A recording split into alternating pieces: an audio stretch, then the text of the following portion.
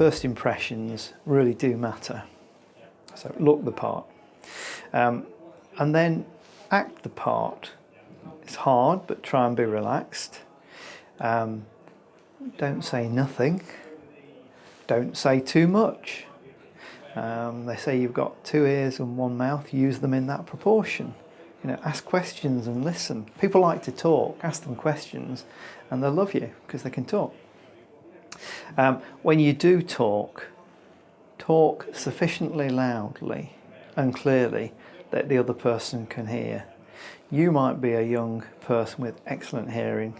The old fogey you're talking to might not, and might have difficulty. If he starts doing this, you've got to pitch your voice up a little bit.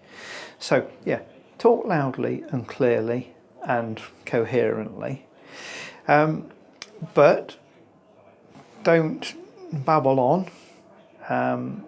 If you've got something worth saying, say it.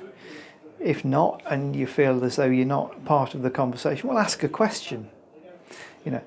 Asking questions produces a flow of information. Well, obviously I'm trying to maintain I'm professional, trying to think of questions that I'm actually interested in.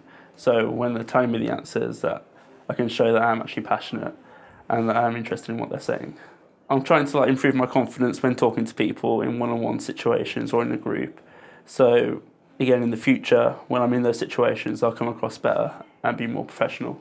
I think being confident, I did try and talk about some of my own experiences earlier in my career about this sort of environment has been quite difficult for myself. I'm introvert by nature, so I think this sort of situation can be quite difficult or even intimidating to some students. So I tried to talk to them about how I've overcome that through experience, through just saying to them, really, what could go wrong? One student said to me, he spent time thinking of all the things that could go wrong. And I said to him, try and turn it round and think of all the things that could go right and all the things that you could get out of it. That's a much more positive way of looking at it. Me personally, I was just trying to come out of my own shell, so I was speaking to new people, even if it was on my course. It takes time. You're not going to get to know someone thoroughly at the first meeting, but if you do have a good conversation with someone, ask them for their business card so that you've got a contact there, and then maybe afterwards just send them a little email saying, it was really good to meet you today.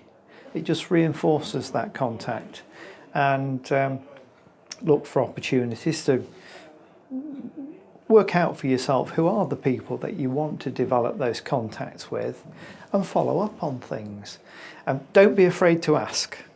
If somebody says something you think, I would love to know more about that. I'd love to go along to that thing that he or she is talking about. I'd love to be able to make contact with that person that he or she is talking about. Well, ask. Say, I hope you don't think I'm being rude, but it really would be of interest to me can you help me? And people like to help. What I'm really looking for is somebody who can relate the skills that they've learnt during their course at university and any prior experience. Obviously you've got a big mix of students here. Some of them are mature, some of them have worked in the private sector, within finance or in different parts of the working world, and I'm interested in the skills that they think they can bring to the role that I'm recruiting for and how they think they can relate those skills. So it's really important that they can articulate that to me in an interview. In terms of networking, be confident, be yourself, be confident. There are no silly questions really. If you think that it's important for you to know in terms of enhancing your career, then ask it.